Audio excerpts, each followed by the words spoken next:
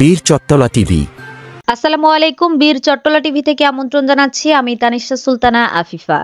BNP চেয়ারপারসনের উপদেষ্টা lion Mohammad আসলাম Chowdhury FCA দেশবাসীকে ঈদ উল ফিতরের শুভেচ্ছা জানিয়েছেন।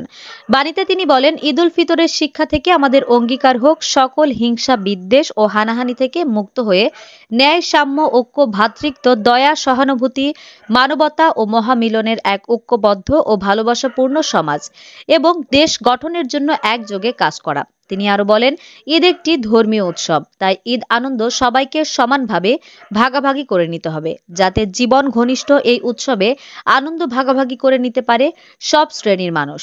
ধনী গরিবের সব ব্যবধান ভুলে সবাই যেন ঈদের আনন্দের শরিক হতে পারে। ঈদ হোক সবার জীবনে আনন্দের উৎস। আসন্ন ঈদকে সামনে রেখে এটাই আমার আশা ও প্রত্যাশা।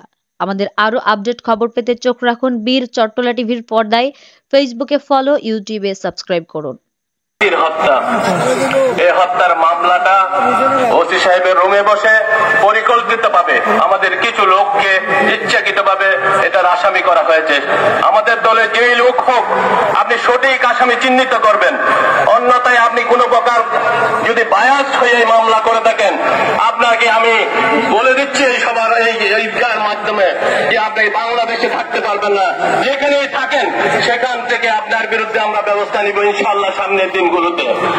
এই ছেলেগুলো বিগত অনেক সময় আমার সাথে জেলে কেটেছে। হ্যাঁ, তাদের অনেক ছোটখাটো অপকর্ম আছে, কয়েকজনের অনেক অপকর্ম আছে, আমি জানি তাদের এই অপকর্মগুলো হয়তো এরকম সিরিয়াস কোনো অপকর্ম তাদের নেই। সুতরাং ওসি সাহেব, আমি বিষয়টা কিন্তু আমার মাথায় নিয়েছি আমি। তো এভাবে আমাদের অনেক মিডিয়া ইচ্ছাকৃতভাবে এই কথাগুলোকে অন্যায়ভাবে প্রচারণা করে।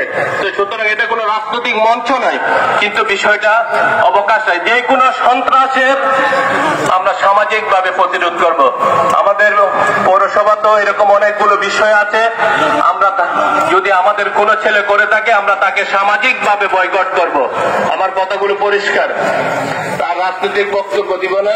সবাই মিলে আমরা সামনের দিনগুলোতে সঠিকভাবে যাতে আমরা দিনগুলো চলতে পারি এবং আপনাদের সকলের সহযোগিতা নিয়ে এই সীতাকুণ্ডকে যেন আমরা কল্যাণমূলক রাষ্ট্র করে তুলতে পারি, সেই বিষয়ে সবার সহযোগিতা কামনা করে সামনের দিনগুলোতে একসাথে চলার দৃঢ় প্রত্যয় ব্যক্ত করছে।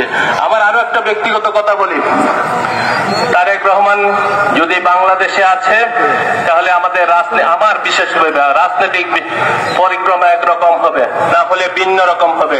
আর বিশেষ কিছু বলবো না, সামনের দিনগুলোতে আপনাদের সবাইকে সাথে নিয়ে কাজ করব, এই দৃঢ় প্রত্যয় ব্যক্ত করে আমি বক্তব্য শেষ করছি। ধন্যবাদ সবাইকে। বীর চট্টলা টিভি।